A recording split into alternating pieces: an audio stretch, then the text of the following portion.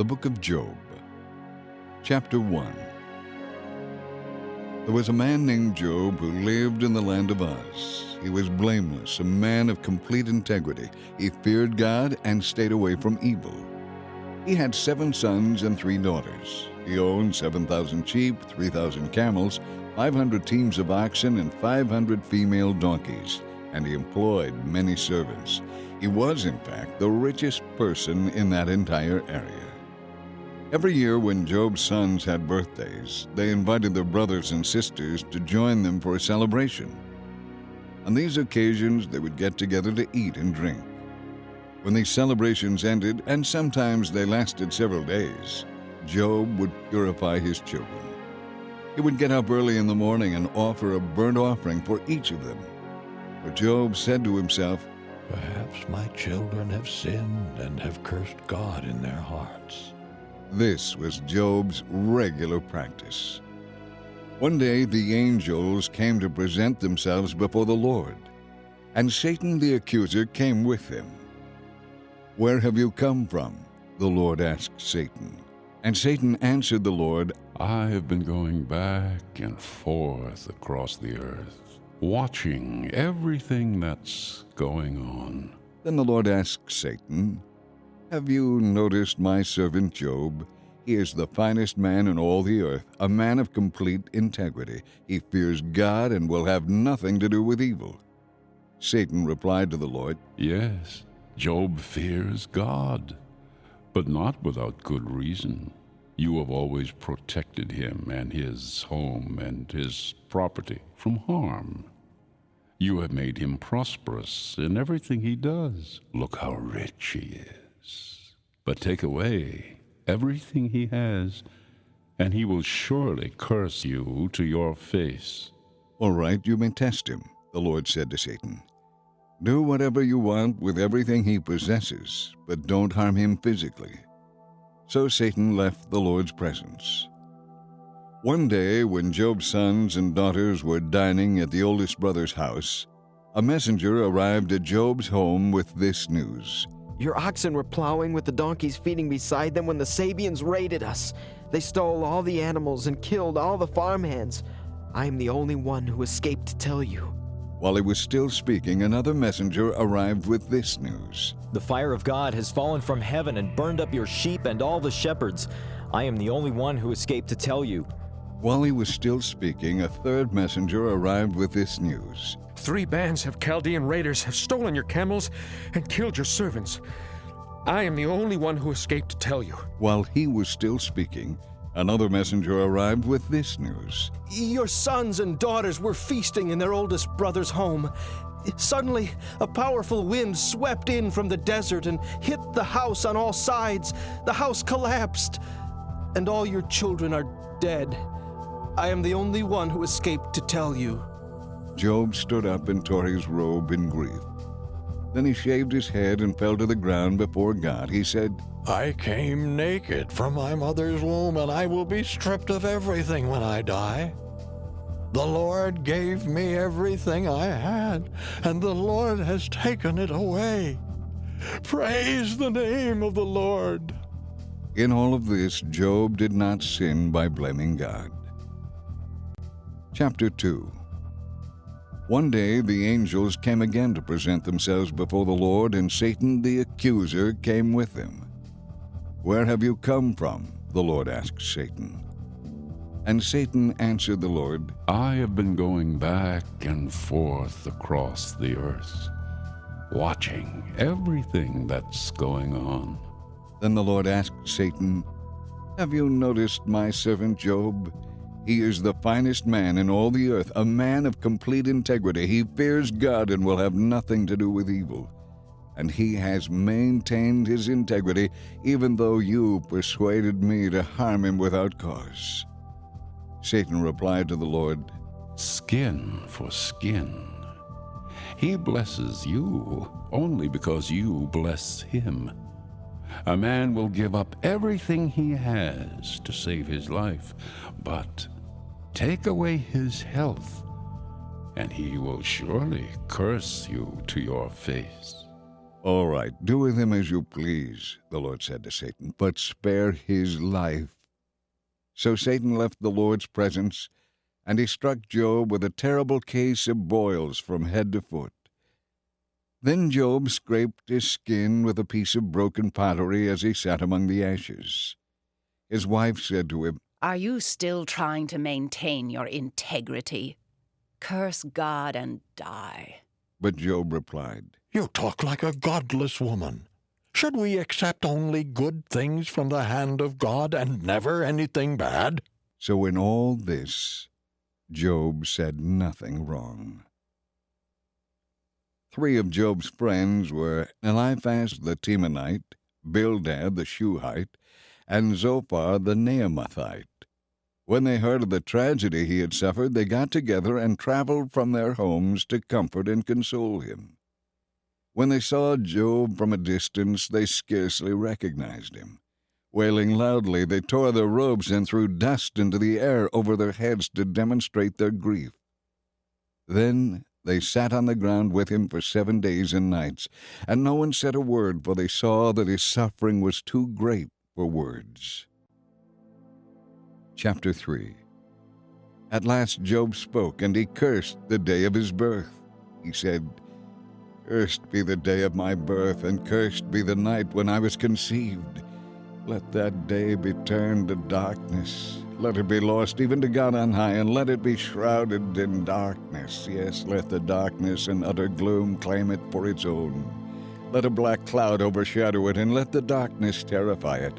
Let that night be blotted off the calendar, never again to be counted among the days of the year, never again to appear among the months. Let that night be barren, let it have no joy. Let those who are experts at cursing those who are ready to rouse the sea monster curse that day. Let its morning stars remain dark. Let it hope for light, but in vain. May it never see the morning light. Curse it for its failure to shut my mother's womb, for letting me be born to all this trouble. Why didn't I die at birth as I came from the womb?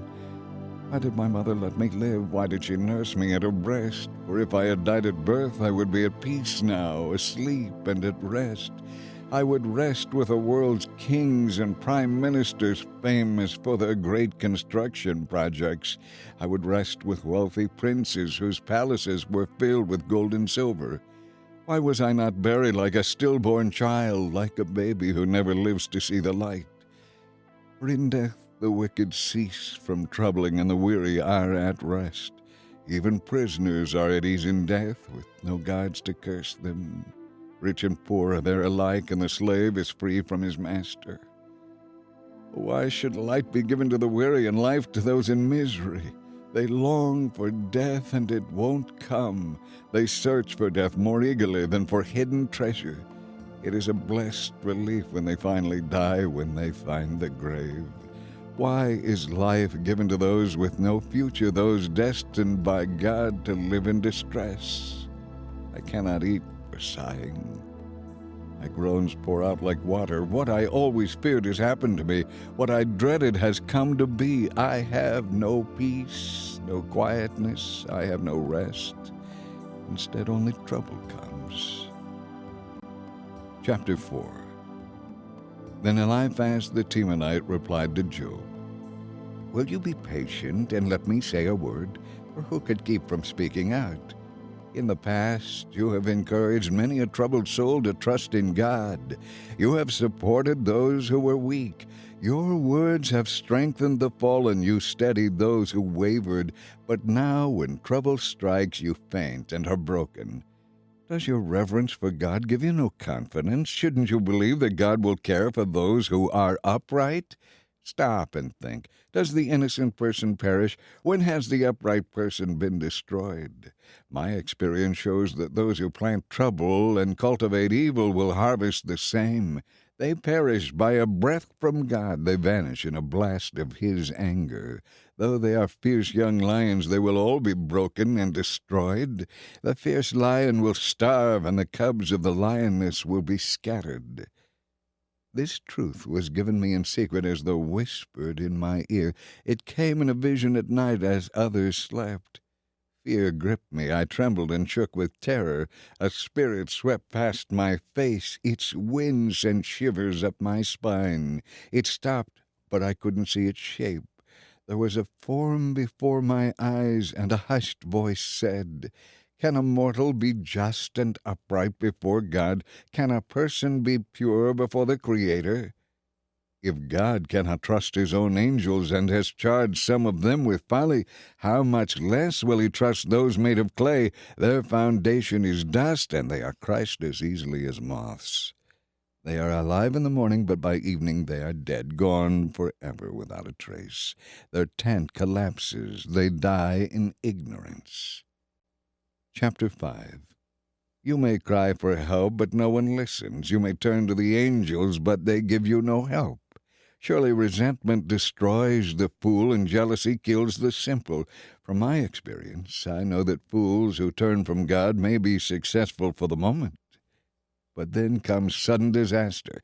Their children are abandoned, far from help, with no one to defend them. Their harvests are stolen, and their wealth satisfies the thirst of many others, not themselves. But evil does not spring from the soil, and trouble does not sprout from the earth. People are born for trouble as predictably as sparks fly upward from a fire. My advice to you is this: go to God and present your case to Him, for He does great works too marvelous to understand. He performs miracles without number. He gives rain for the earth. He sends water for the fields. He gives prosperity to the poor and humble, and He takes sufferers to safety. He frustrates the plans of the crafty so their efforts will not succeed. He catches those who think they are wise in their own cleverness, so that their cunning schemes are thwarted. They grope in the daylight as though they were blind. They see no better in the daytime than at night. He rescues the poor from the cutting words of the strong. He saves them from the clutches of the powerful. And so at last the poor have hope, and the fangs of the wicked are broken. But consider the joy of those corrected by God. Do not despise the chastening of the Almighty when you sin, for though He wounds, He also bandages. He strikes, but His hands also heal. He will rescue you again and again, so that no evil can touch you. He will save you from death in time of famine, from the power of the sword in time of war. You will be safe from slander and will have no fear of destruction when it comes. You will laugh at destruction and famine. Wild animals will not terrify you. You will be at peace with the stones of the field, and its wild animals will be at peace with you. You will know that your home is kept safe. When you visit your pastures, nothing will be missing. Your children will be many. Your descendants will be as plentiful as grass. You will live to a good old age. You will not be harvested until the proper time. We have found from experience that all this is true. Listen to my counsel and apply it to yourself. Chapter 6. Then Job spoke again. If my sadness could be weighed and my troubles be put on the scales, they would be heavier than all the sands of the sea. That is why I spoke so rashly, for the Almighty has struck me down with His arrows. He has sent His poisoned arrows deep within my spirit. All God's terrors are arrayed against me. Don't I have a right to complain?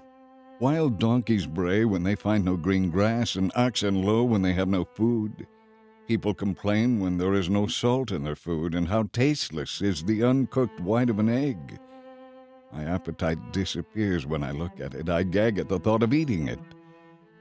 Oh, that I might have my request, that God would grant my hope. I wish He would crush me. I wish He would reach out His hand and kill me. At least I can take comfort in this. Despite the pain, I have not denied the words of the Holy One. But I do not have the strength to endure. I do not have a goal that encourages me to carry on. Do I have strength as hard as stone? Is my body made of bronze? No, I am utterly helpless without any chance of success. One should be kind to a fainting friend, but you have accused me without the slightest fear of the Almighty. My brother, you have proved as unreliable as a seasonal brook that overflows its banks in the spring, when it is swollen with ice and melting snow. But when the hot weather arrives, the water disappears, the brook vanishes in the heat, the caravans turn aside to be refreshed, but there is nothing there to drink, and so they perish in the desert. With high hopes the caravans from Tema and from Sheba stop for water, but finding none, their hopes are dashed. You too have proved to be of no help. You have seen my calamity, and you are afraid. But why? Have I ever asked you for a gift? Have I begged you to use any of your wealth on my behalf? Have I ever asked you to rescue me from my enemies? Have I asked you to save me from ruthless people? All I want is a reasonable answer. Then I will keep quiet. Tell me, what have I done wrong? Honest words are painful, but what do your criticisms amount to? Do you think your words are convincing when you disregard my cry of desperation? You would even send an orphan into slavery or sell a friend. Look at me. Would I lie to your face? Stop assuming my guilt, for I am righteous. Don't be so unjust. Do you think I am lying? Don't I know the difference between right and wrong? Chapter 7.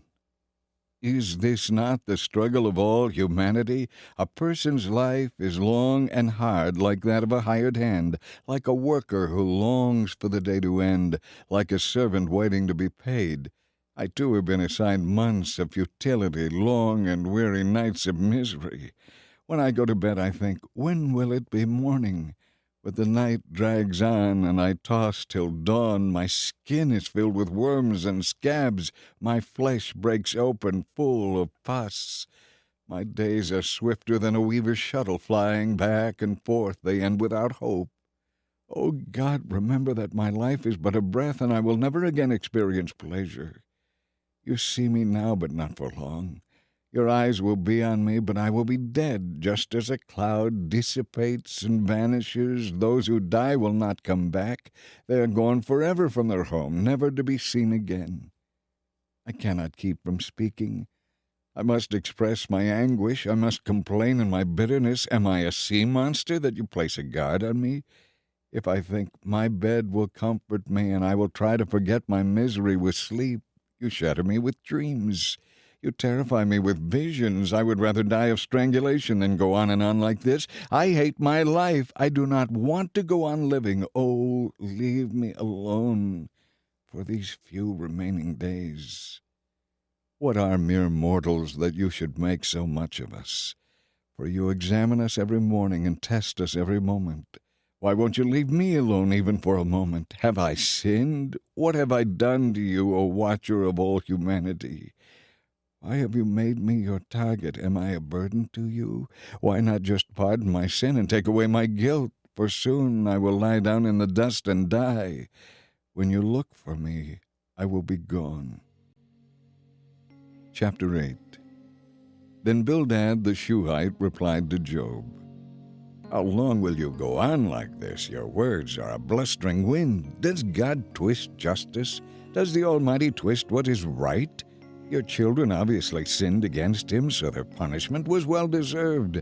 But if you pray to God and seek the favor of the Almighty, if you are pure and live with complete integrity, he will rise up and restore your happy home. And though you started with little, you will end with much. Just ask the former generation. Pay attention to the experience of our ancestors, for we were born but yesterday and know so little. Our days on earth are as transient as a shadow. But those who came before us will teach you. They will teach you from the wisdom of former generations. Can papyrus reeds grow where there is no marsh? Can bulrushes flourish where there is no water? While they are still flowering, not ready to be cut, they begin to wither. Such is the fate of all who forget God. The hope of the godless comes to nothing. Everything they count on will collapse. They are leaning on a spider's web. They cling to their home for security, but it won't last. They try to hold it fast, but it will not endure. The godless seems so strong, like a lush plant growing in the sunshine, its branches spreading across the garden. Its roots grow down through a pile of rocks to hold it firm, but when it is uprooted, it isn't even missed. That is the end of its life, and others spring up from the earth to replace it. But look, God will not reject a person of integrity, nor will he make evildoers prosper. He will yet fill your mouth with laughter and your lips with shouts of joy. Those who hate you will be clothed with shame, and the tent of the wicked will be destroyed. Chapter 9. Then Job spoke again. Yes, I know this is all true in principle, but how can a person be declared innocent in the eyes of God? If someone wanted to take God to court, would it be possible to answer him even once in 1,000 times?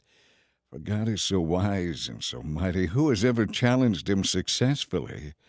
Without warning, he moves the mountains, overturning them in his anger. He shakes the earth from its place, and its foundations tremble. If he commands it, the sun won't rise and the stars won't shine. He alone has spread out the heavens and marches on the waves of the sea.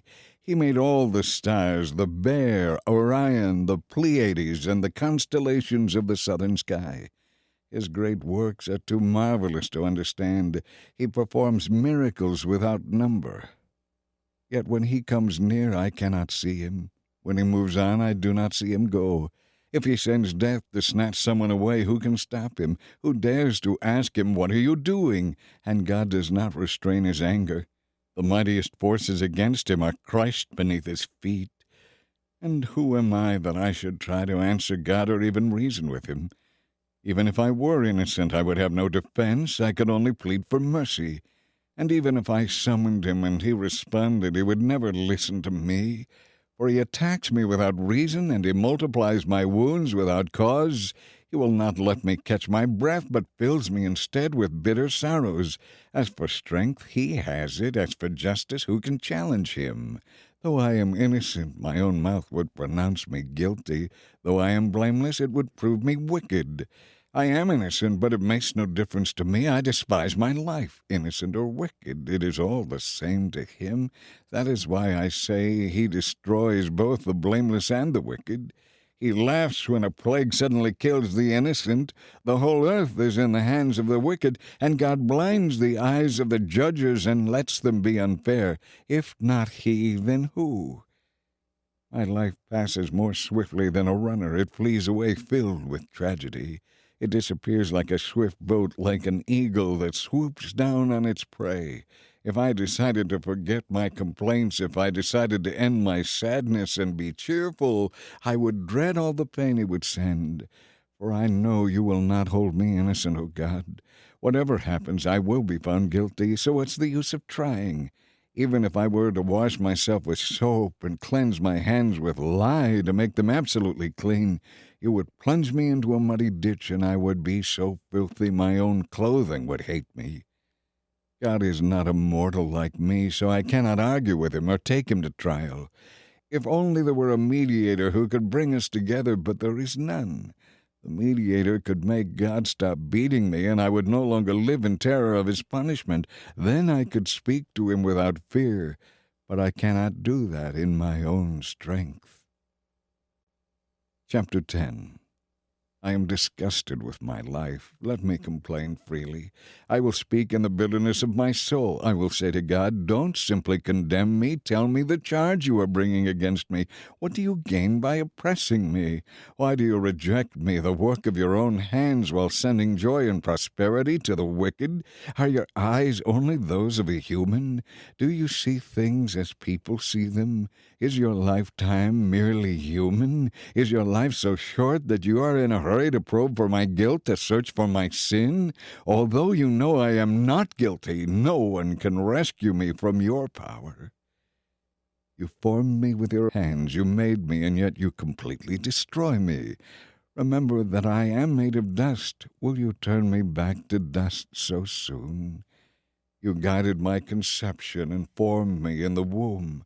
You clothed me with skin and flesh, and you knit my bones and sinews together. You gave me life and showed me your unfailing love. My life was preserved by your care. Yet your real motive, I know this was your intent, was to watch me, and if I sinned, you would not forgive my iniquity.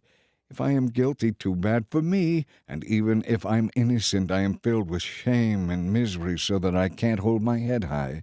And if I hold my head high, you hunt me like a lion and display your awesome power against me. Again and again you witness against me. You pour out an ever-increasing volume of anger upon me and bring fresh armies against me. Why, then, did you bring me out of my mother's womb? Why didn't you let me die at birth? Then I would have been spared this miserable existence. I would have gone directly from the womb to the grave. I have only a little time left, so leave me alone, that I may have a little moment of comfort before I leave for the land of darkness and utter gloom, never to return. It is a land as dark as midnight, a land of utter gloom, where confusion reigns and the light is as dark as midnight. Chapter 11.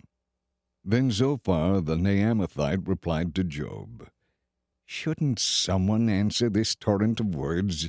Is a person proved innocent just by talking a lot? Should I remain silent while you babble on? When you mock God, shouldn't someone make you ashamed? You claim, 'My teaching is pure, and I am clean in the sight of God.' If only God would speak, if only He would tell you what He thinks, if only He would tell you the secrets of wisdom, for true wisdom is not a simple matter. Listen, God is doubtless punishing you far less than you deserve. Can you solve the mysteries of God? Can you discover everything there is to know about the Almighty? Such knowledge is higher than the heavens, but who are you? It is deeper than the underworld. What can you know in comparison to Him? It is broader than the earth and wider than the sea. If God comes along and puts a person in prison, or if He calls the court to order, who's going to stop Him? For He knows those who are false, and He takes note of all their sins. An empty-headed person won't become wise any more than a wild donkey can bear human offspring. If only you would prepare your heart and lift up your hands to Him in prayer, get rid of your sins and leave all iniquity behind you. Then your face will brighten in innocence. You will be strong and free of fear. You will forget your misery. It will all be gone like water under the bridge. Your life will be brighter than the noonday.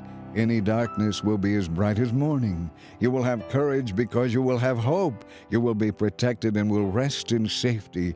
You will lie down unafraid, and many will look to you for help. But the wicked will lose hope. They have no escape. Their hope becomes despair. Chapter 12. Then Job spoke again. You really know everything, don't you? And when you die, wisdom will die with you. Well, I know a few things myself, and you're no better than I am. Who doesn't know these things you've been saying? Yet my friends laugh at me. I am a man who calls on God and receives an answer. I am a just and blameless man, yet they laugh at me. People who are at ease mock those in trouble. They give a push to people who are stumbling, but even robbers are left in peace, and those who provoke God, and God has them in His power, live in safety. Ask the animals, and they will teach you.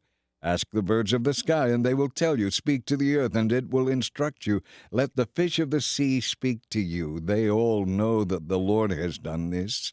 For the life of every living thing is in His hand, and the breath of all humanity. Just as the mouth tastes good food, so the ear tests the words it hears. Wisdom belongs to the aged, and understanding to those who have lived many years. But true wisdom and power are with God. Counsel and understanding are His. What He destroys cannot be rebuilt. When He closes in on someone, there is no escape. If He holds back the rain, the earth becomes a desert. If He releases the waters, they flood the earth. Yes, strength and wisdom are with Him. Deceivers and deceived are both in His power. He leads counselors away, stripped of good judgment. He drives judges to madness. He removes the royal robe of kings. With ropes around their waist, they are led away. He leads priests away, stripped of status. He overthrows the mighty.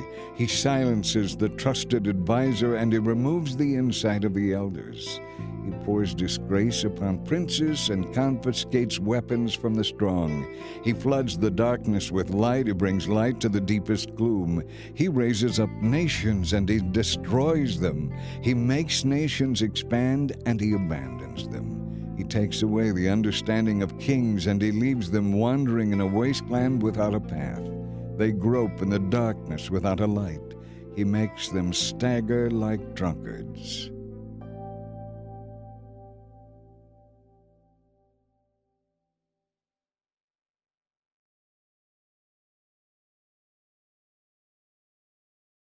Chapter 13. Look, I have seen many instances such as you describe. I understand what you are saying. I know as much as you do. You are no better than I am. Oh, how I long to speak directly to the Almighty. I want to argue my case with God Himself, for you are smearing me with lies. As doctors, you are worthless quacks. Please be quiet. That's the smartest thing you could do. Listen to my charge. Pay attention to my arguments. Are you defending God by means of lies and dishonest arguments? You should be impartial witnesses, but will you slant your testimony in His favor? Will you argue God's case for Him? Be careful that He doesn't find out what you are doing, or do you think you can fool Him as easily as you fool people? No, you will be in serious trouble with Him if even in your hearts you slant your testimony in His favor. Doesn't His majesty strike terror into your heart? Does not your fear of Him seize you? Your statements have about as much value as ashes. Your defense is as fragile as a clay pot. Be silent now and leave me alone. Let me speak, and I will face the consequences. Yes, I will take my life in my hands and say what I really think. God might kill me, but I cannot wait. I am going to argue my case with Him, but this is what will save me, that I am not godless. If I were, I would be thrown from His presence. Listen closely to what I am about to say. Hear me out. I have prepared my case. I will be proved innocent. Who can argue with me over this? If you could prove me wrong, I would remain silent until I die. Oh God, there are two things I beg of you, and I will be able to face you. Remove your hand from me, and don't terrify me with your awesome presence. Now summon me, and I will answer, or let me speak to you, and you reply. Tell me, what have I done wrong? Show me my rebellion and my sin. Why do you turn away from me? Why do you consider me your enemy? Would you terrify a leaf that is blown by the wind? Would you chase a dry stalk of grass?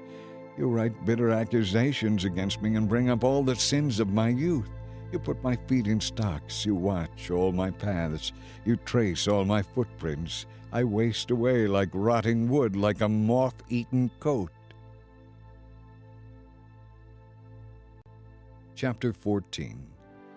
How frail is humanity, how short is life, and how full of trouble. Like a flower we blossom for a moment and then wither.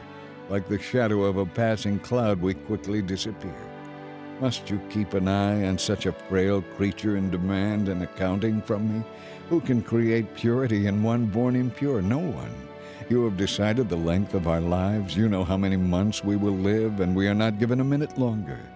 So give us a little rest, won't you? Turn away your angry stare. We are like hired hands, so let us finish the task you have given us. If a tree is cut down, there is hope that it will sprout again and grow new branches. Though its roots have grown old in the earth and its stump decays, at the scent of water it may bud and sprout again like a new seedling. But when people die, they lose all strength. They breathe their last, and then where are they? As water evaporates from a lake, and as a river disappears in drought, people lie down and do not rise again. Until the heavens are no more, they will not wake up, nor be roused from their sleep. I wish you would hide me with the dead and forget me there until your anger has passed. But mark your calendar to think of me again. If mortals die, can they live again? This thought would give me hope, and through my struggle I would eagerly wait for release. You would call and I would answer, and you would yearn for me, your handiwork. But then you would count my steps instead of watching for my sins. My sins would be sealed in a pouch, and you would cover over my iniquity. But as mountains fall and crumble, and as rocks fall from a cliff, as water wears away the stones and floods wash away the soil, so you destroy people's hope. You always overpower them, and then they pass from the scene. You disfigure them in death and send them away. They never know if their sons grow up in honor or sink to insignificance. They are absorbed in their own pain and grief. Chapter 15. Then Eliphaz the Temanite replied, You are supposed to be a wise man, and yet you give us all this foolish talk.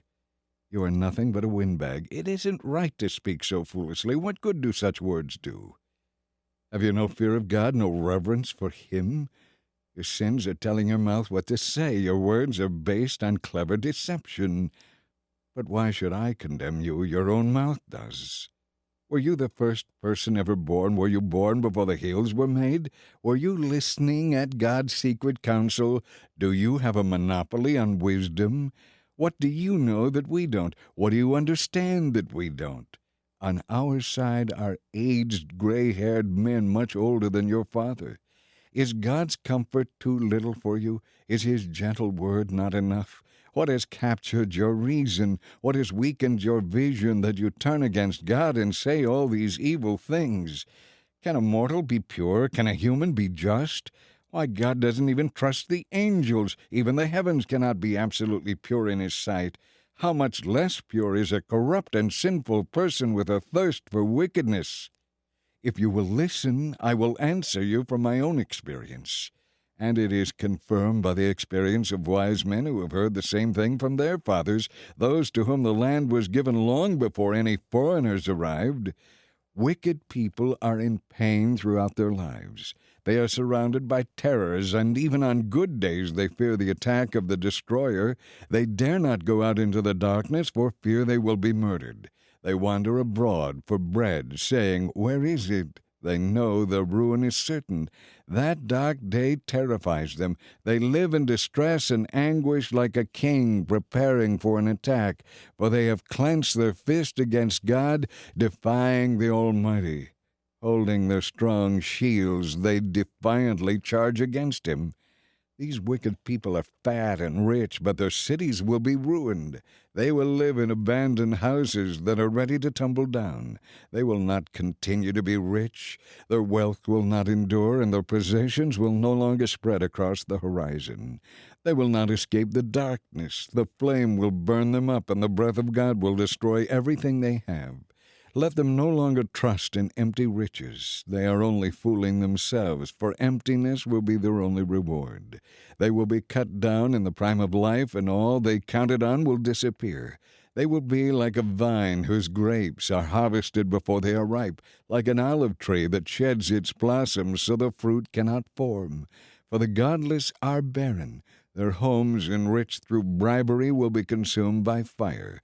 They conceive trouble and evil, and their hearts give birth only to deceit. Chapter 16. Then Job spoke again. I have heard all this before. What miserable comforters you are. Won't you ever stop your flow of foolish words? What have I said that makes you speak so endlessly?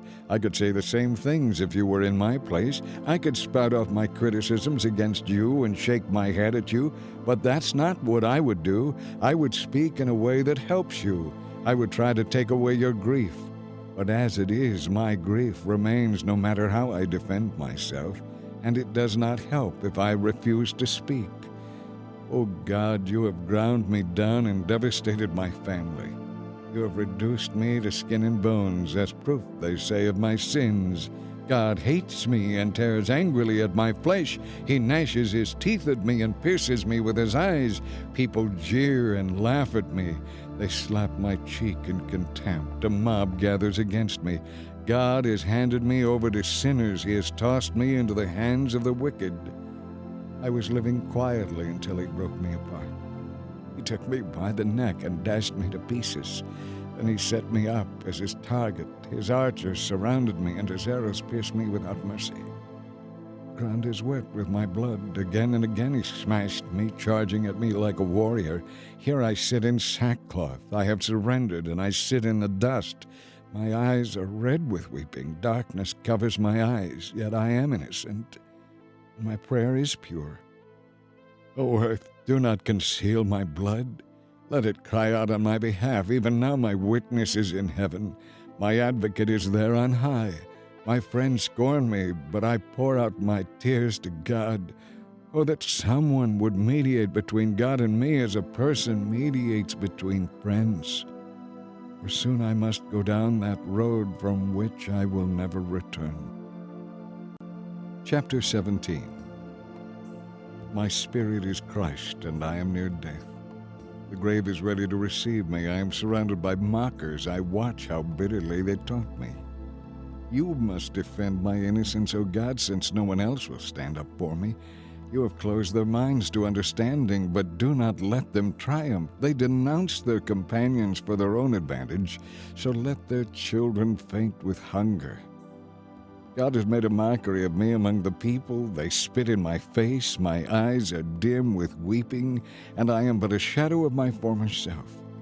The upright are astonished when they see me. The innocent are aroused against the ungodly. The righteous will move onward and forward, and those with pure hearts will become stronger and stronger. As for all of you, come back and try again, but I will not find a wise man among you. My days are over, my hopes have disappeared, my heart's desires are broken. They say that night is day and day is night. How they pervert the truth. I might go to the grave and make my bed in darkness, and I might call the grave my father and the worm my mother and my sister. But where then is my hope? Can anyone find it? No, my hope will go down with me to the grave. We will rest together in the dust. Chapter 18. Then Bildad the Shuhite replied, How long before you stop talking? Speak sense if you want us to answer. Do you think we are cattle? Do you think we have no intelligence? You may tear your hair out in anger, but will that cause the earth to be abandoned? Will it make rocks fall from a cliff? The truth remains that the light of the wicked will be snuffed out. The sparks of their fire will not glow. The light in their tent will grow dark. The lamp hanging above them will be quenched. The confident stride of the wicked will be shortened. Their own schemes will be their downfall. The wicked walk into a net. They fall into a pit that's been dug in the path. A trap grabs them by the heel. A noose tightens around them. A snare lies hidden in the ground. A rope lies coiled on their path. Terrors surround the wicked and trouble them at every step. Their vigor is depleted by hunger, and calamity waits for them to stumble. Disease eats their skin, death devours their limbs. They are torn from the security of their tent, and they are brought down to the king of terrors. The home of the wicked will disappear beneath a fiery barrage of burning sulfur. Their roots will dry up, and their branches will wither. All memory of their existence will perish from the earth.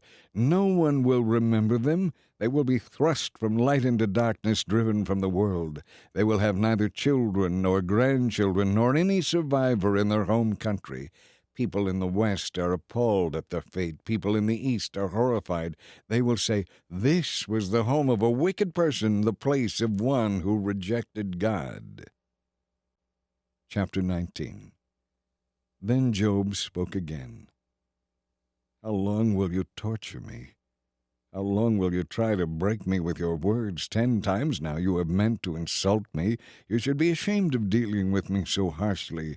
And even if I have sinned, that is my concern, not yours. You are trying to overcome me, using my humiliation as evidence of my sin. But it is God who has wronged me. I cannot defend myself, for I am like a city under siege. I cry out for help, but no one hears me. I protest, but there is no justice. God has blocked my way and plunged my path into darkness. He has stripped me of my honor and removed the crown from my head. He has demolished me on every side, and I am finished. He has destroyed my hope. His fury burns against me. He counts me as an enemy. His troops advance. They build up roads to attack me.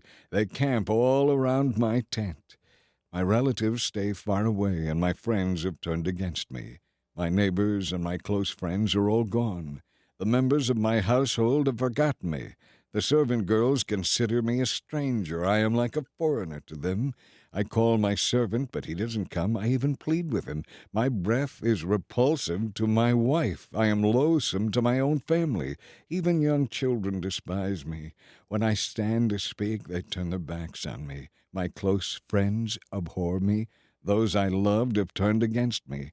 I have been reduced to skin and bones and have escaped death by the skin of my teeth. Have mercy on me, my friends, have mercy, for the hand of God has struck me. Why must you persecute me as God does? Why aren't you satisfied with my anguish? Oh, that my words could be written. Oh, that they could be inscribed on a monument carved with an iron chisel and filled with lead, engraved forever in the rock. But as for me, I know that my Redeemer lives, and that he will stand upon the earth at last. And after my body has decayed, yet in my body I will see God. I will see him for myself. Yes, I will see him with my own eyes. I am overwhelmed at the thought. How dare you go on persecuting me, saying, "It's his own fault"? I warn you, you yourselves are in danger of punishment for your attitude. Then you will know that there is judgment. Chapter 20. Then Zophar the Naamathite replied, I must reply because I am greatly disturbed. I have had to endure your insults, but now my spirit prompts me to reply. Don't you realize that ever since people were first placed on the earth, the triumph of the wicked has been short-lived, and the joy of the godless has been only temporary? Though the godless man's pride reaches to the heavens, and though his head touches the clouds, yet he will perish forever, thrown away like his own dung. Those who knew him will ask, Where is he? He will fade like a dream and not be found. He will vanish like a vision in the night. Neither his friends nor his family will ever see him again. His children will beg from the poor, for he must give back his ill-gotten wealth. He was just a young man, but his bones will lie in the dust. He enjoyed the taste of his wickedness, letting it melt under his tongue. He savored it, holding it long in his mouth. But suddenly the food he has eaten turns sour within him, a poisonous venom in his stomach. He will vomit the wealth he swallowed. God won't let him keep it down. He will suck the poison of snakes. The viper will kill him. He will never again enjoy abundant streams of olive oil or rivers of milk and honey. His labors will not be rewarded. His wealth will bring him no joy. For he oppressed the poor and left them destitute. He foreclosed on their homes. He was always greedy but never satisfied. Of all the things he dreamed about, nothing remains. Nothing is left after he finishes gorging himself. Therefore his prosperity will not endure. In the midst of plenty he will run into trouble, and disasters will destroy him. May God give him a belly full of trouble. May God rain down his anger upon him. He will try to escape, but God's arrow will pierce him. The arrow is pulled from his body, and the arrowhead glistens with blood. The terrors of death are upon him. His treasures will be lost in deepest darkness. A wildfire will devour his goods, consuming all he has left. The heavens will reveal his guilt, and the earth will give testimony against him. A flood will sweep away his house. God's anger will descend on him in torrents. This is the fate that awaits the wicked. It is the inheritance decreed by God. Chapter 21. Then Job spoke again. Listen closely to what I am saying. You can console me by listening to me. Bear with me and let me speak. After I have spoken, you may mock me. My complaint is with God, not with people. No wonder I'm so impatient. Look at me and be stunned. Put your hand over your mouth in shock. When I think about what I am saying, I shudder. My body trembles. The truth is that the wicked live to a good old age. They grow old and wealthy. They live to see their children grow to maturity, and they enjoy their grandchildren. Their homes are safe from every fear, and God does not punish them. Their bulls never fail to breed. Their cows bear calves without miscarriage. Their children skip about like lambs in a flock of sheep. They sing with tambourine and harp. They make merry to the sound of the flute. They spend their days in prosperity. Then they go down to the grave in peace. All this, even though they say to God, "Go away, we want no part of you and your ways." Who is the Almighty, and why should we obey him? What good will it do us if we pray? But their prosperity is not of their own doing, so I will have nothing to do with that kind of thinking. Yet the wicked get away with it time and time again. They rarely have trouble, and God skips them when he distributes sorrows in his anger.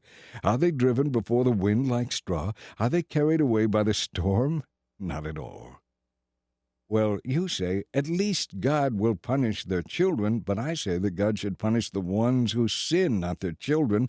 Let them feel their own penalty. Let their own eyes see their destruction. Let them drink deeply of the anger of the Almighty, for when they are dead they will not care what happens to their family. But who can teach a lesson to God, the supreme judge? One person dies in prosperity and security, the very picture of good health. Another person dies in bitter poverty, never having tasted the good life. Both alike are buried in the same dust, both eaten by the same worms. Look, I know your thoughts. I know the schemes you plot against me. You will tell me of rich and wicked people who came to disaster because of their sins. But I tell you to ask those who have been around, and they can tell you the truth. Evil people are spared in times of calamity and are allowed to escape. No one rebukes them openly. No one repays them for what they have done. When they are carried to the grave, an honor guard keeps watch at their tomb. A great funeral procession goes to the cemetery. Many pay their respects as the body is laid to rest, and the earth gives sweet repose. How can you comfort me? All your explanations are wrong. Chapter 22. Then Eliphaz the Temanite replied, Can a person's actions be a benefit to God? Can even a wise person be helpful to him? Is it any pleasure to the Almighty if you are righteous? Would it be any gain to him if you were perfect? Is it because of your reverence for him that he accuses and judges you? Not at all. It is because of your wickedness. Your guilt has no limit. For example, you must have lent money to your friend and then kept the clothing he gave you as a pledge. Yes, you stripped him to the bone. You must have refused water for the thirsty and food for the hungry. After all, you think the land belongs to the powerful and that those who are privileged have a right to it. You must have sent widows away without helping them and crushed the strength of orphans. That is why you are surrounded by traps and sudden fears. That is why you cannot see in the darkness and waves of water cover you. God is so great, higher than the heavens, higher than the farthest stars. But you reply, that's why God can't see what I am doing. How can he judge through the thick darkness? For thick clouds swirl about him, and he cannot see us. He is way up there, walking on the vault of heaven. Will you continue on the old paths where evil people have walked? They were snatched away in the prime of life, and the foundations of their lives were washed away forever. For they said to God, Leave us alone. What can the Almighty do for us? But they forgot that he had filled their homes with good things. So I will have nothing to do with that kind of thinking. Now the righteous will be happy to see the wicked destroyed, and the innocent will laugh them to scorn. They will say, Surely our enemies have been destroyed. The last of them have been consumed in the fire. Stop quarreling with God. If you agree with him, you will have peace at last, and things will go well for you. Listen to his instructions and store them in your heart. If you return to the Almighty and clean up your life, you will be restored. Give up your lust for money and throw your precious gold into the river. Then the Almighty himself will be your treasure. He will be your precious silver. Then you will delight yourself in the Almighty and look up to God. You will pray to him, and he will hear you, and you will fulfill your vows to him. Whatever you decide to do will be accomplished, and light will shine on the road ahead of you. If someone is brought low and you say, Help him up, God will save the downcast. Then even sinners will be rescued by your pure hands. Chapter 23. Then Job spoke again.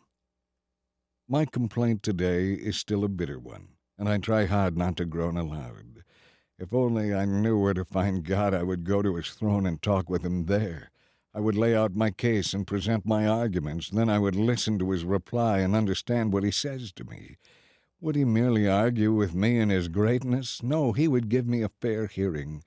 Fair and honest people can reason with him, so I would be acquitted by my judge. I go east, but he is not there. I go west, but I cannot find him. I do not see him in the north, for he is hidden. I turn to the south, but I cannot find him.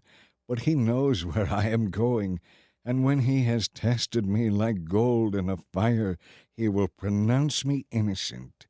For I have stayed in God's paths. I have followed his ways and not turned aside. I have not departed from his commands, but have treasured his word in my heart. Nevertheless, his mind concerning me remains unchanged, and who can turn him from his purposes? Whatever he wants to do, he does. So he will do for me all he has planned. He controls my destiny. No wonder I am so terrified in his presence. When I think of it, terror grips me. God has made my heart faint. The Almighty has terrified me. Darkness is all around me, thick, impenetrable. Darkness is everywhere. Chapter 24. Why doesn't the Almighty open the court and bring judgment? Why must the godly wait for him in vain? Evil people steal land by moving the boundary markers. They steal flocks of sheep, and they even take donkeys from the poor and fatherless. A poor widow must surrender her valuable ox as collateral for a loan. The poor are kicked aside, the needy must hide together for safety. Like the wild donkeys in the desert, the poor must spend all their time just getting enough to keep body and soul together. They go into the desert to search for food for their children.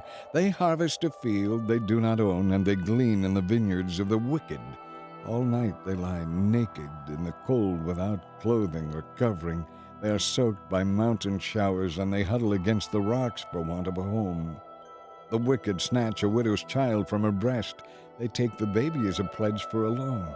The poor must go about naked without any clothing. They are forced to carry food while they themselves are starving. They press out olive oil without being allowed to taste it, and they tread in the winepress as they suffer from thirst. The groans of the dying rise from the city, and the wounded cry for help, yet God does not respond to their moaning. Wicked people rebel against the light. They refuse to acknowledge its ways. They will not stay in its paths. The murderer rises in the early dawn to kill the poor and needy. At night he is a thief. The adulterer waits for the twilight, for he says, "No one will see me then." He masks his face so no one will know him. They break into houses at night and sleep in the daytime. They are not acquainted with the light. The black night is their morning. They ally themselves with the terrors of the darkness. But they disappear from the earth as quickly as foam is swept down a river. Everything they own is cursed, so that no one enters their vineyard. Death consumes sinners just as drought and heat consume snow. Even the sinner's own mother will forget him. Worms will find him sweet to eat. No one will remember him. Wicked people are broken like a tree in the storm, for they have taken advantage of the childless who have no protecting sons. They refuse to help the needy widows. God in his power drags away the rich. They may rise high, but they have no assurance in life. They may be allowed to live in security, but God is always watching them. And though they are great now, in a moment they will be gone like all others, withered like heads of grain. Can anyone claim otherwise?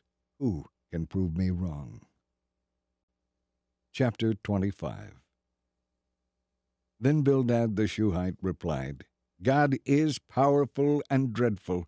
He enforces peace in the heavens. Who is able to count his heavenly army? Does his light not shine on all the earth? How can a mere mortal stand before God and claim to be righteous? Who in all the earth is pure? God is so glorious that even the moon and stars scarcely shine compared to him. How much less are mere people who are but worms in his sight? Chapter 26. Then Job spoke again. How you have helped the powerless, how you have saved a person who has no strength, how you have enlightened my stupidity. What wise things you have said! Where have you gotten all these wise sayings? Whose spirit speaks through you? The dead tremble in their place beneath the waters. The underworld is naked in God's presence.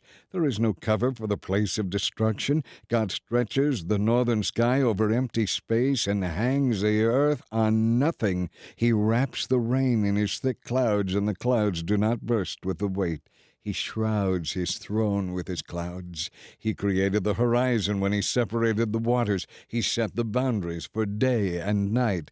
The foundations of heaven tremble at his rebuke. By his power the sea grew calm. By his skill he crushed the great sea monster. His spirit made the heavens beautiful, and his power pierced the gliding serpent. These are some of the minor things he does, merely a whisper of his power. Who can understand the thunder of his power? Chapter 27. Job continued speaking. I make this vow by the living God who has taken away my rights, by the Almighty who has embittered my soul. As long as I live, while I have breath from God, my lips will speak no evil, and my tongue will speak no lies. I will never concede that you are right. Until I die, I will defend my innocence. I will maintain my innocence without wavering. My conscience is clear for as long as I live. May my enemy be punished like the wicked, my adversary like evil men. For what hope do the godless have when God cuts them off and takes away their life? Will God listen to their cry when trouble comes upon them? Can they take delight in the Almighty? Can they call to God at any time? I will teach you about God's power. I will not conceal anything that concerns the Almighty. But I don't need to, for you yourselves have seen all this. Yet you are saying all these useless things to me. This is what the wicked will receive from God. This is their inheritance from the Almighty. If they have a multitude of children, the children will die in war or starve to death. Those who survive will be brought down to the grave by a plague with no one to mourn them, not even their wives. Evil people may have all the money in the world, and they may store away mounds of clothing. But the righteous will wear that clothing, and the innocent will divide all that money. The houses built by the wicked are as fragile as a spider web, as flimsy as a shelter made of branches. The wicked go to bed rich, but wake up to find that all their wealth is gone. Terror overwhelms them, and they are blown away in the storms of the night. The east wind carries them away, and they are gone. It sweeps them away. It whirls down on them without mercy. They struggle to flee from its power, but everyone jeers at them and mocks them. Chapter 28. People know how to mine silver and refine gold. They know how to dig iron from the earth and smelt copper from stone. They know how to put light into darkness and explore the farthest, darkest regions of the earth as they search for ore. They sink a mine shaft into the earth far from where anyone lives. They descend on ropes, swinging back and forth. Bread comes from the earth, but below the surface the earth is melted as by fire. People know how to find sapphires and gold dust, treasures that no bird of prey can see, no falcon's eye observe, for they are deep within the mines. No wild animal has ever walked upon those treasures. No lion has set his paw there. People know how to tear apart flinty rocks and overturn the roots of mountains. They cut tunnels in the rocks and uncover precious stones. They dam up the trickling streams and bring to light the hidden treasures. But do people know where to find wisdom? Where can they find understanding? No one knows where to find it, for it is not found among the living. It is not here, says the ocean, nor is it here, says the sea. It cannot be bought for gold or silver. Its value is greater than all the gold of Ophir, greater than precious onyx stone or sapphires. Wisdom is far more valuable than gold and crystal. It cannot be purchased with jewels mounted in fine gold. Coral and valuable rock crystal are worthless in trying to get it. The price of wisdom is far above pearls. Topaz from Ethiopia cannot be exchanged for it. Its value is greater than the purest gold. But do people know where to find wisdom? Where can they find understanding? For it is hidden from the eyes of all humanity. Even the sharp-eyed birds in the sky cannot discover it. But destruction and death say, we have heard a rumor of where wisdom can be found. God surely knows where it can be found, for he looks throughout the whole earth under all the heavens. He made the winds blow and determined how much rain should fall. He made the laws of the rain and prepared a path for the lightning. Then when he had done all this, he saw wisdom and measured it. He established it and examined it thoroughly. And this is what he says to all humanity: the fear of the Lord is true wisdom. To forsake evil is real understanding. Chapter 29. Job continued speaking. I long for the years gone by when God took care of me, when He lighted the way before me and I walked safely through the darkness. In my early years, the friendship of God was felt in my home. The Almighty was still with me, and my children were around me. In those days, my cows produced milk in abundance, and my olive groves poured out streams of olive oil. Those were the days when I went to the city gate and took my place among the honored leaders. The young stepped aside when they saw me, and even the aged rose and respected my coming. The princes stood in silence and put their hands over their mouths. The highest officials of the city stood quietly, holding their tongues in respect. All who heard of me praised me. All who saw me spoke well of me, for I helped the poor in their need and the orphans who had no one to help them. I helped those who had lost hope, and they blessed me, and I caused the widows' hearts to sing for joy. All I did was just and honest. Righteousness covered me like a robe, and I wore justice like a turban. I served as eyes for the blind and feet for the lame. I was a father to the poor and made sure that even strangers received a fair trial. I broke the jaws of godless oppressors and made them release their victims. I thought, surely I will die surrounded by my family after a long, good life. For I am like a tree whose roots reach the water, whose branches are refreshed with the dew. New honors are constantly bestowed on me, and my strength is continually renewed. Everyone listened to me and valued my advice. They were silent as they waited for me to speak, and after I spoke, they had nothing to add, for my counsel satisfied them. They longed for me to speak as they longed for rain. They waited eagerly, for my words were as refreshing as the spring rain. When they were discouraged, I smiled at them. My look of approval was precious to them. I told them what they should do and presided over them as their chief. I lived as a king among his troops and as one who comforts those who mourn. Chapter 30. But now I am mocked by those who are younger than I, by young men whose fathers are not worthy to run with my sheepdogs. A lot of good they are to me, those worn-out wretches. They are gaunt with hunger and flee to the deserts and the wastelands, desolate and gloomy.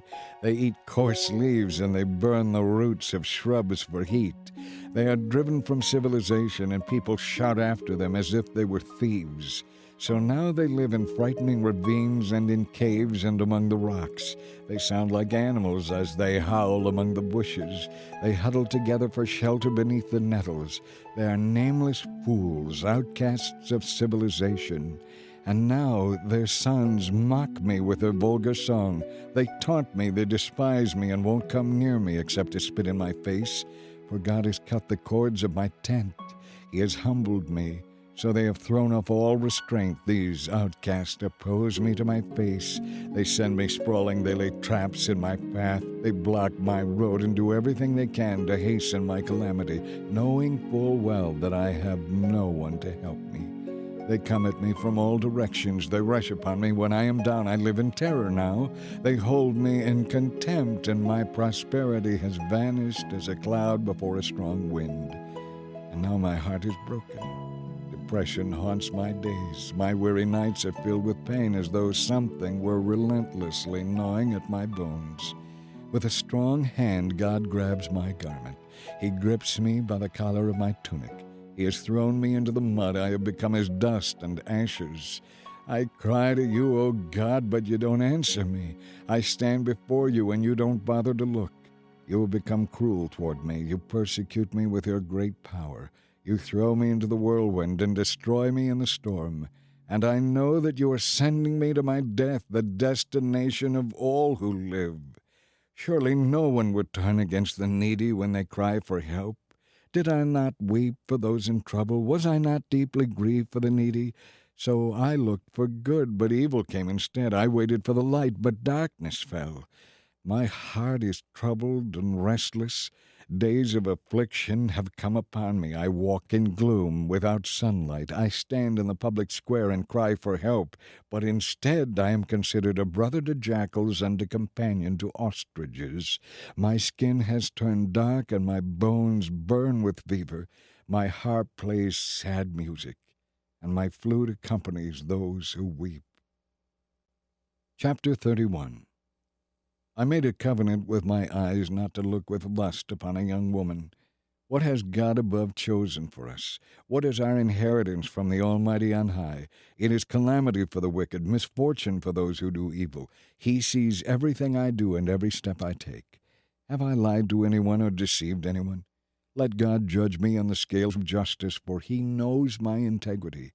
If I have strayed from His pathway, or if my heart has lusted for what my eyes have seen, or if I am guilty of any other sin, then let someone else harvest the crops I have planted, and let all that I have planted be uprooted. If my heart has been seduced by a woman, or if I have lusted for my neighbor's wife, then may my wife belong to another man, may other men sleep with her, for lust is a shameful sin, a crime that should be punished. It is a devastating fire that destroys to hell. It would wipe out everything I own.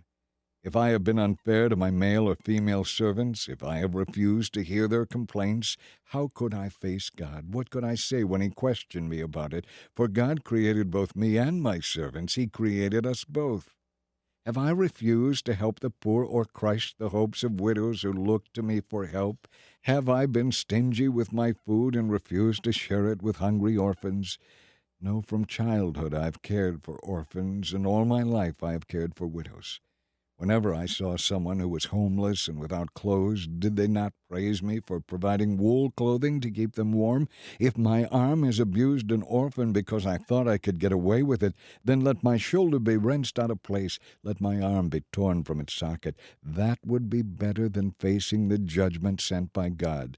For if the majesty of God opposes me, what hope is there? Have I put my trust in money or felt secure because of my gold? Does my happiness depend on my wealth and all that I own? Have I looked at the sun shining in the skies or the moon walking down its silver pathway and been secretly enticed in my heart to worship them? If so, I should be punished by the judges, for it would mean I had denied the God of heaven. Have I ever rejoiced when my enemies came to ruin, or become excited when harm came their way? No, I have never cursed anyone or asked for revenge. My servants have never let others go hungry. I have never turned away a stranger, but have opened my doors to everyone.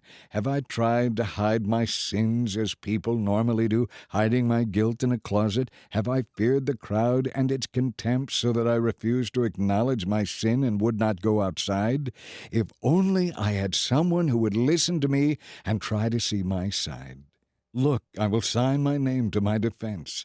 Let the Almighty show me that I am wrong. Let my accuser write out the charges against me. I would face the accusation proudly. I would treasure it like a crown, for I would tell him exactly what I have done. I would come before him like a prince. If my land accuses me and all its furrows weep together, or if I have stolen its crops or murdered its owners, then let thistles grow on that land instead of wheat, and weeds instead of barley. Job's words are ended. Chapter 32. Job's 3 friends refused to reply further to him because he kept insisting on his innocence. Then Elihu, son of Barachel, the Buzite of the clan of Ram, became angry. He was angry because Job refused to admit that he had sinned and that God was right in punishing him. He was also angry with Job's 3 friends because they had condemned God by their inability to answer Job's arguments. Elihu had waited for the others to speak because they were older than he. But when he saw that they had no further reply, he spoke out angrily. Elihu, son of Barachel, the Buzite, said, I am young, and you are old, so I held back and did not dare to tell you what I think. I thought those who are older should speak, for wisdom comes with age. Surely it is God's Spirit within people, the breath of the Almighty within them, that makes them intelligent. But sometimes the elders are not wise. Sometimes the aged do not understand justice. So listen to me and let me express my opinion. I have waited all this time listening very carefully to your arguments, listening to you grope for words. I have listened, but not one of you has refuted Job or answered his arguments. And don't tell me he is too wise for us. Only God can convince him.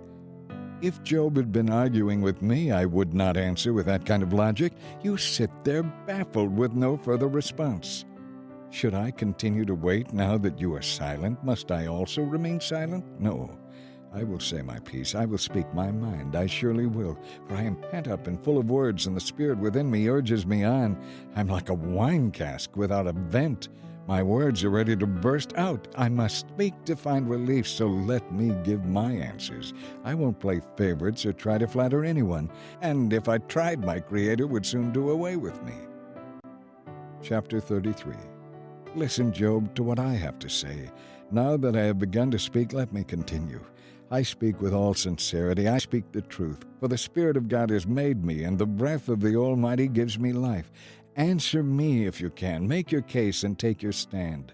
Look, you and I are the same before God. I too was formed from clay.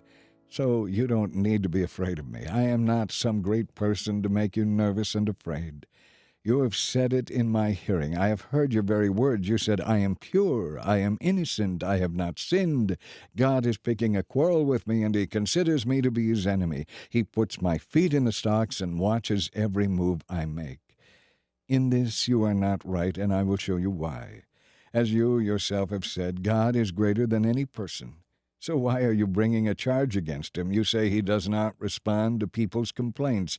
But God speaks again and again, though people do not recognize it. He speaks in dreams, in visions of the night, when deep sleep falls on people as they lie in bed. He whispers in their ear and terrifies them with his warning. He causes them to change their minds. He keeps them from pride. He keeps them from the grave, from crossing over the river of death. Or God disciplines people with sickness and pain, with ceaseless aching in their bones. They lose their appetite and do not care for even the most delicious food.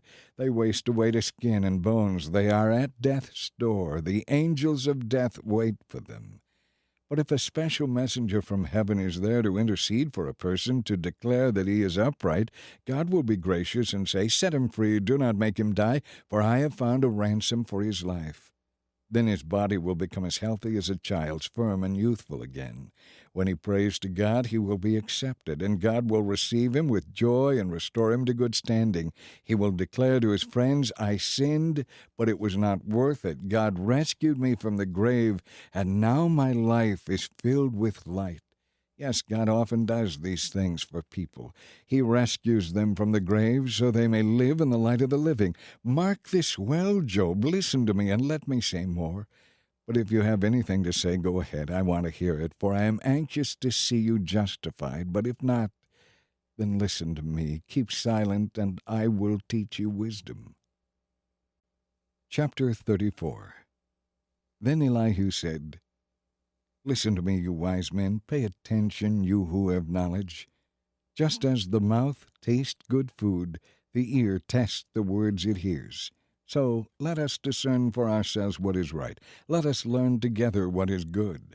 For Job has said, I am innocent, but God has taken away my rights. I am innocent, but they call me a liar. My suffering is incurable, even though I have not sinned.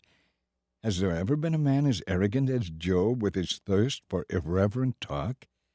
He seeks the companionship of evil people. He spends his time with wicked men. He has even said, Why waste time trying to please God? Listen to me, you who have understanding. Everyone knows that God doesn't sin. The Almighty can do no wrong. He repays people according to their deeds. He treats people according to their ways. There is no truer statement than this: God will not do wrong. The Almighty cannot twist justice. Who put the world in his care? Who has set the whole world in place? If God were to take back his spirit and withdraw his breath, all life would cease and humanity would turn again to dust. Listen now and try to understand. Could God govern if he hated justice? Are you going to condemn the Almighty Judge? For he says to kings and nobles, you are wicked and unjust. He doesn't care how great a person may be, and he doesn't pay any more attention to the rich than to the poor. He made them all. In a moment they die. At midnight they all pass away. The mighty are removed without human hand. For God carefully watches the way people live. He sees everything they do. No darkness is thick enough to hide the wicked from his eyes. For it is not up to mortals to decide when to come before God in judgment. He brings the mighty to ruin without asking anyone, and he sets up others in their places. He watches what they do, and in the night he overturns them, destroying them. He openly strikes them down for their wickedness, for they turned aside from following him. They have no respect for any of his ways. So they cause the poor to cry out, catching God's attention. Yes, he hears the cries of the needy. When he is quiet, who can make trouble? But when he hides his face, who can find him? He prevents the godless from ruling, so they cannot be a snare to the people. Why don't people say to God, I have sinned, but I will sin no more? Or, I don't know what evil I have done. Tell me, and I will stop at once. Must God tailor his justice to your demands? But you have rejected him. The choice is yours, not mine. Go ahead, share your wisdom with us. After all, bright people will tell me, and wise people will hear me say, Job speaks without knowledge. His words lack insight. Job, you deserve the maximum penalty for the wicked way you have talked, for now you have added rebellion and blasphemy against God to your other sins.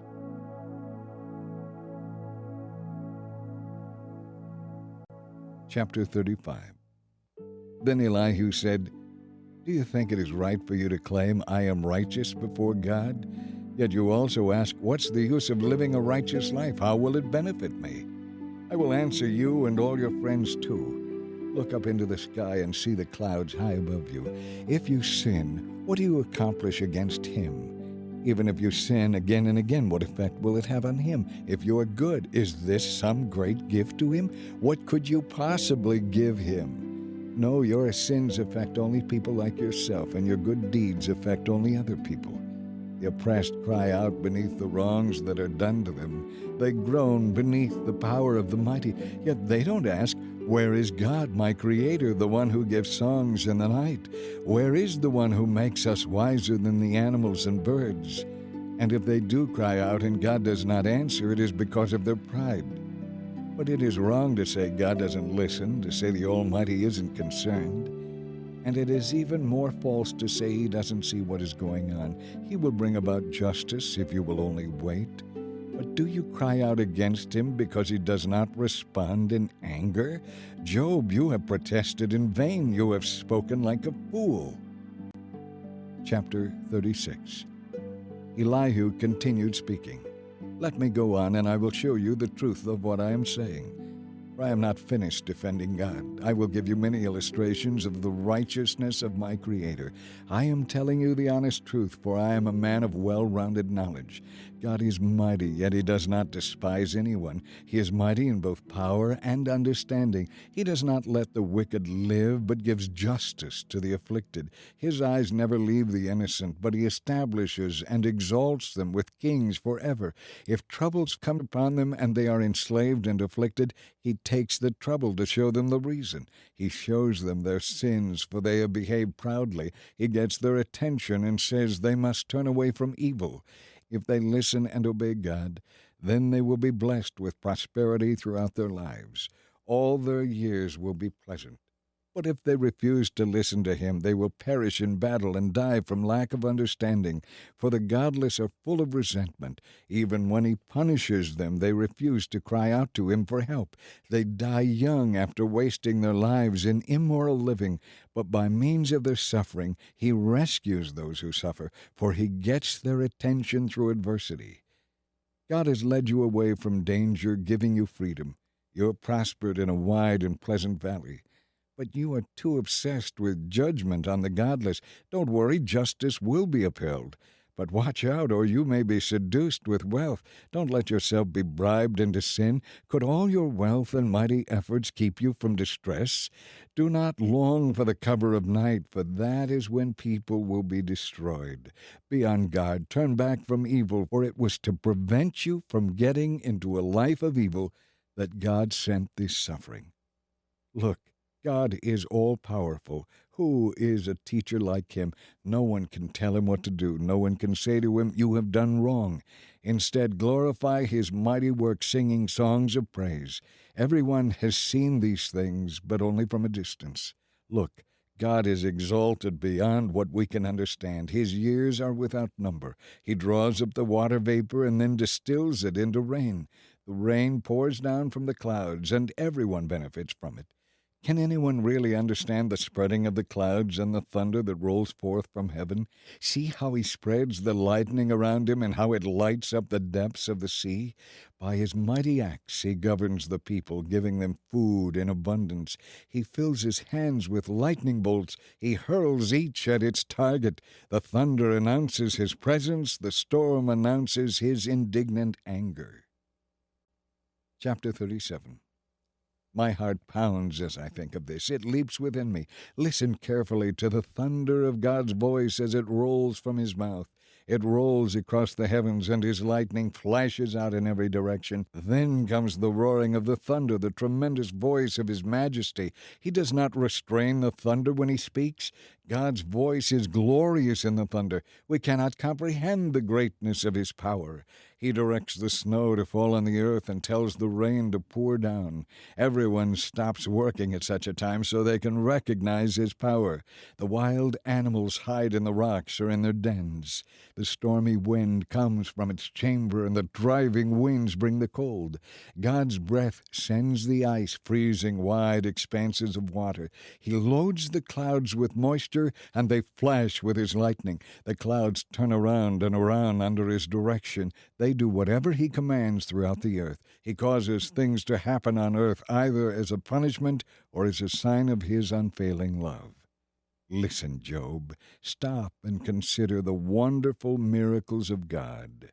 Do you know how God controls the storm and causes the lightning to flash forth from his clouds?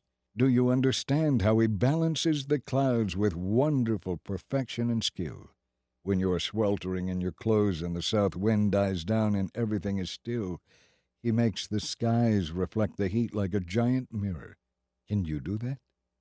You think you know so much, so teach the rest of us what to say to God. We are too ignorant to make our own arguments. Should God be told that I want to speak? Can we speak when we are confused? We cannot look at the sun, for it shines brightly in the sky when the wind clears away the clouds.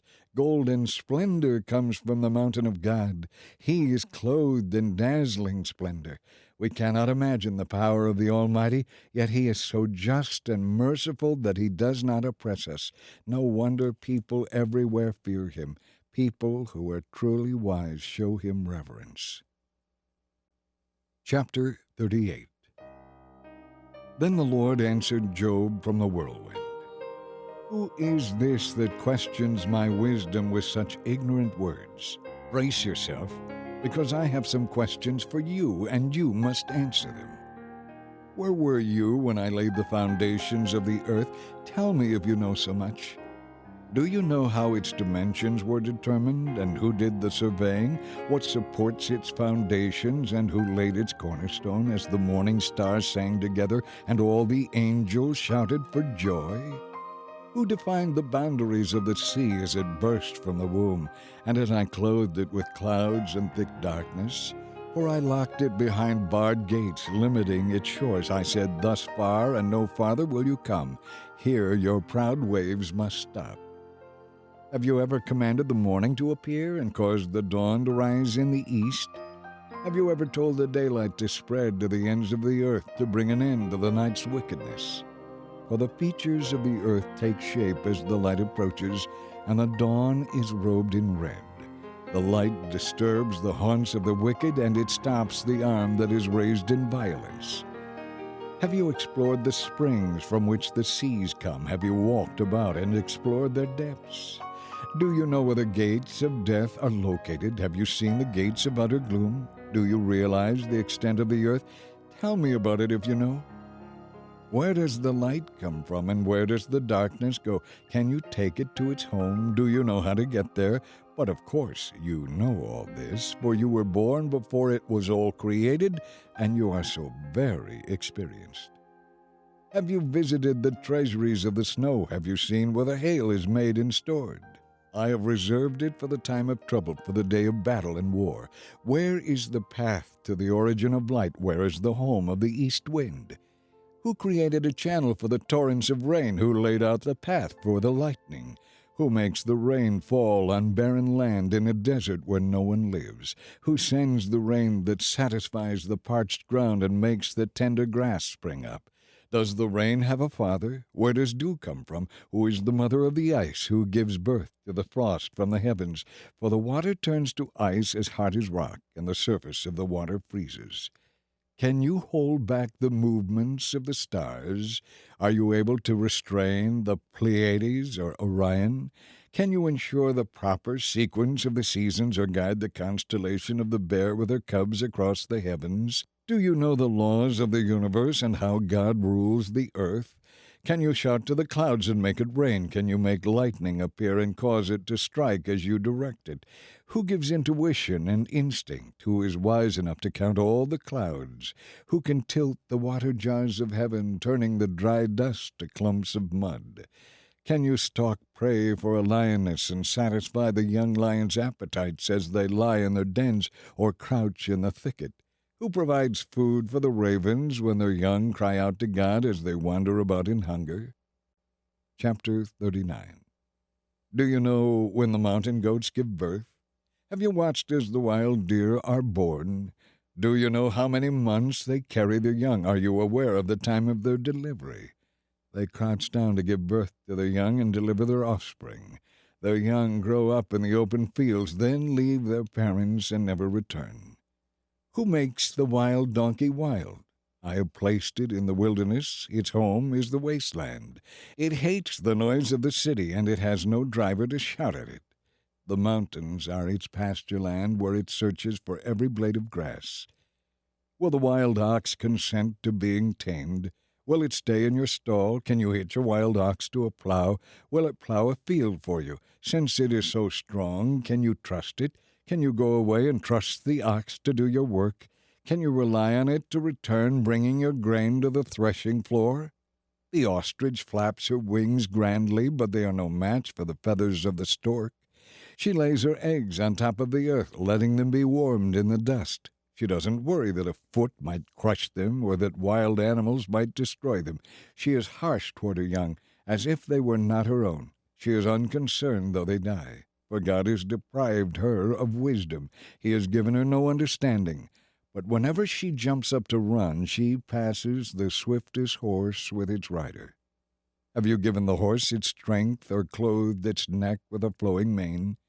Did you give it the ability to leap forward like a locust? Its majestic snorting is something to hear. It paws the earth and rejoices in its strength. When it charges to war, it is unafraid. It does not run from the sword. The arrows rattle against it, and the spear and javelin flash. Fiercely it paws the ground and rushes forward into battle when the trumpet blows. It snorts at the sound of the bugle. It senses the battle even at a distance. It quivers at the noise of battle and the shout of the captain's commands. Are you the one who makes the hawk soar and spread its wings to the south? Is it at your command that the eagle rises to the heights to make its nest? It lives on the cliffs, making its home on a distant rocky crag. From there it hunts its prey, keeping watch with piercing eyes. Its nestlings gulp down blood, for it feeds on the carcass of the slaughtered. Chapter 40. Then the Lord said to Job, Do you still want to argue with the Almighty? You are God's critic. But do you have the answers? Then Job replied to the Lord, I am nothing. How could I ever find the answers? I will put my hand over my mouth in silence. I have said too much already. I have nothing more to say. Then the Lord answered Job from the whirlwind, Brace yourself, because I have some questions for you, and you must answer them. Are you going to discredit my justice and condemn me so you can say you are right? Are you as strong as God, and can you thunder with a voice like his? All right then, put on your robes of state, your majesty and splendor. Give vent to your anger, let it overflow against the proud. Humiliate the proud with a glance, walk on the wicked where they stand, bury them in the dust, imprison them in the world of the dead. Then even I would praise you, for your own strength would save you. Take a look at the mighty hippopotamus. I made it just as I made you. It eats grass like an ox. See its powerful loins and the muscles of its belly. Its tail is as straight as a cedar. The sinews of its thighs are tightly knit together. Its bones are tubes of bronze. Its limbs are bars of iron. It is a prime example of God's amazing handiwork. Only its creator can threaten it. The mountains offer it their best food, where all the wild animals play. It lies down under the lotus plants, hidden by the reeds. The lotus plants give it shade among the willows beside the stream. It is not disturbed by raging rivers, not even when the swelling Jordan rushes down upon it. No one can catch it off guard or put a ring in its nose and lead it away. Chapter 41. Can you catch a crocodile with a hook or put a noose around its jaw? Can you tie it with a rope through the nose or pierce its jaw with a spike? Will it beg you for mercy or implore you for pity? Will it agree to work for you? Can you make it be your slave for life? Can you make it a pet like a bird or give it to your little girls to play with? Will merchants try to buy it? Will they sell it in their shops? Will its hide be hurt by darts or its head by a harpoon? If you lay a hand on it, you will never forget the battle that follows, and you will never try it again. No, it is useless to try to capture it. The hunter who attempts it will be thrown down. And since no one dares to disturb the crocodile, who would dare to stand up to me? Who will confront me and remain safe? Everything under heaven is mine. I want to emphasize the tremendous strength in the crocodile's limbs and throughout its enormous frame.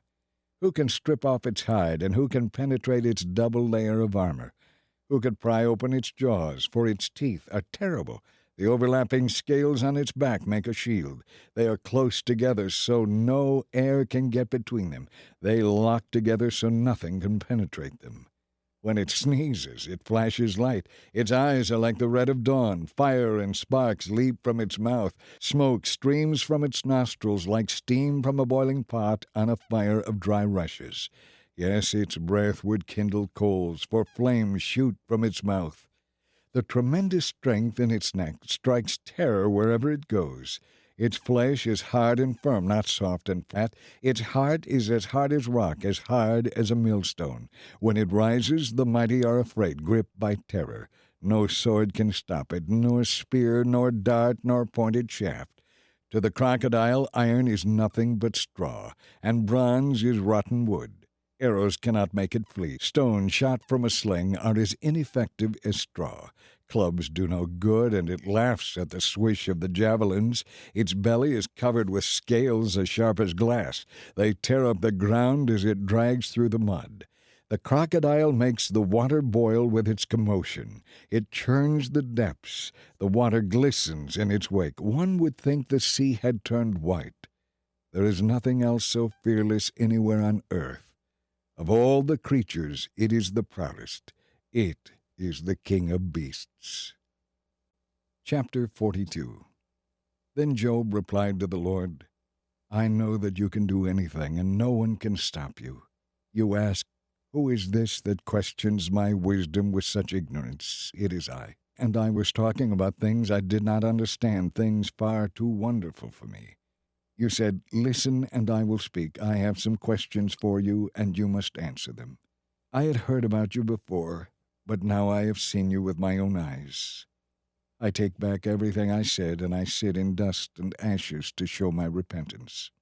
After the Lord had finished speaking to Job, he said to Eliphaz the Temanite, I am angry with you and with your two friends, for you have not been right in what you said about me, as my servant Job was. Now take 7 young bulls and 7 rams, and go to my servant Job and offer a burnt offering for yourselves. My servant Job will pray for you, and I will accept his prayer on your behalf. I will not treat you as you deserve, for you have not been right in what you said about me, as my servant Job was. So Eliphaz the Temanite, Bildad the Shuhite, and Zophar the Naamathite did as the Lord commanded them, and the Lord accepted Job's prayer. When Job prayed for his friends, the Lord restored his fortunes. In fact, the Lord gave him twice as much as before. Then all his brothers, sisters, and former friends came and feasted with him in his home. And they consoled him and comforted him because of all the trials the Lord had brought against him. and each of them brought him a gift of money and a gold ring. So the Lord blessed Job in the second half of his life even more than in the beginning. For now he had 14,000 sheep, 6,000 camels, 1,000 teams of oxen, and 1,000 female donkeys. He also gave Job 7 more sons and 3 more daughters. He named his first daughter Jemimah, the second Keziah, and the third Karen-Happuch. In all the land there were no other women as lovely as the daughters of Job, and their father put them into his will along with their brothers. Job lived 140 years after that, living to see 4 generations of his children and grandchildren. Then he died, an old man who had lived a long, good life.